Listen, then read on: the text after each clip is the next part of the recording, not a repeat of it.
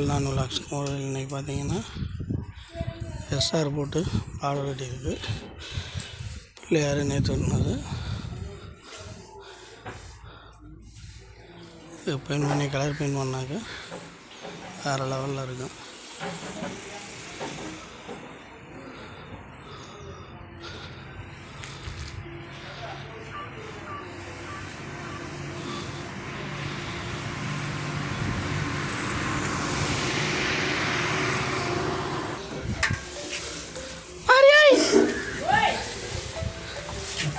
அல்லாப்பா உன்னையதான் வீடியோவில் போட்டு விடுவாங்க.